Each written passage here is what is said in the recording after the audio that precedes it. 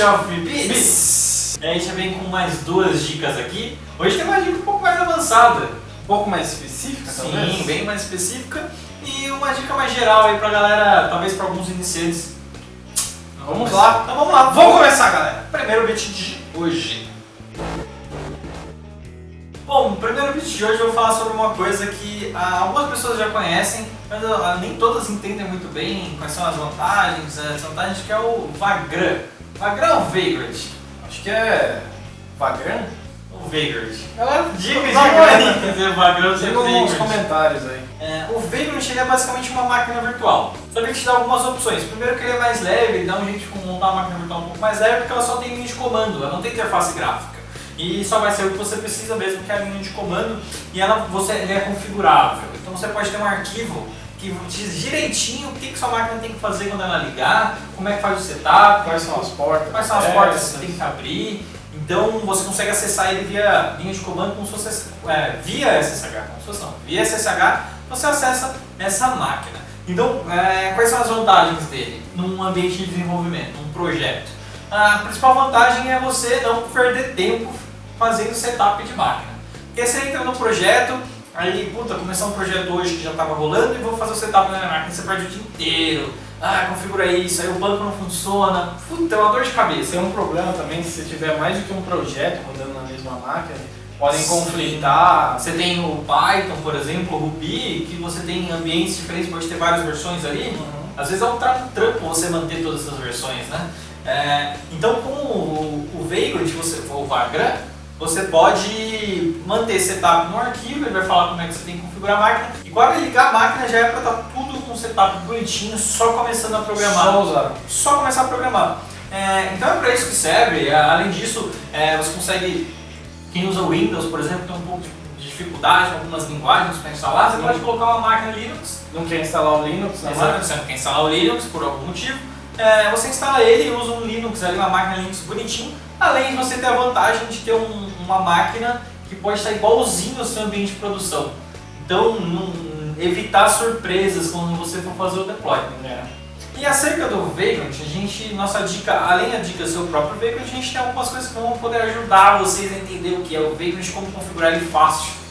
Principalmente para a galera do Windows, que às vezes sofre um pouco, portas, ou então, não sei que máquina que eu tenho. Então eu tenho duas dicas aqui para ajudar nisso.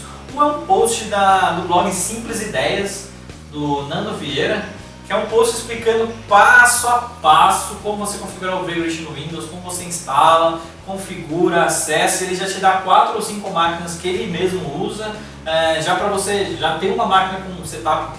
Os setups deles são de Ruby.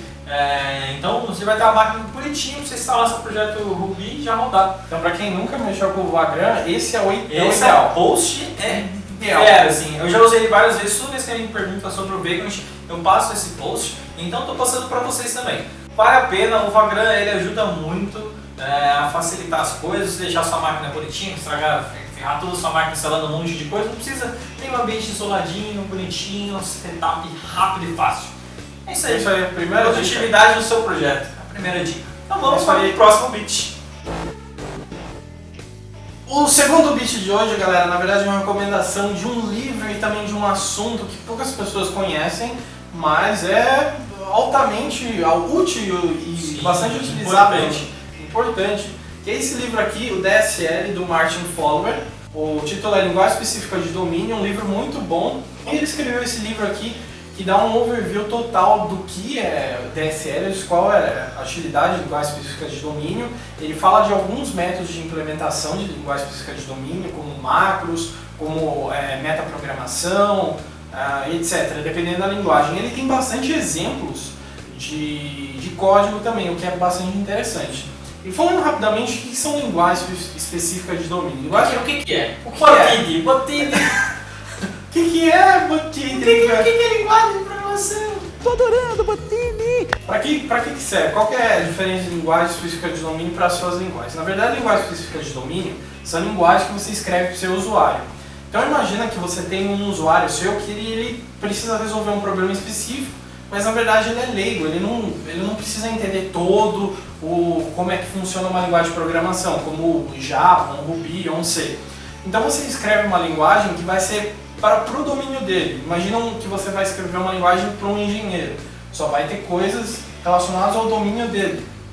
Então é uma linguagem mais de alto nível que vai gerar uma linguagem de baixo nível. Ou seja, você pode implementar em Ruby uma linguagem de alto nível que a gramática dela vai ser diferente, o jeito de escrever vai ser diferente, mas no fim das contas isso vai virar código Ruby. Isso é bastante interessante porque muitas vezes a interface só não é o suficiente para o usuário, então você pode criar uma linguagem de programação para ele.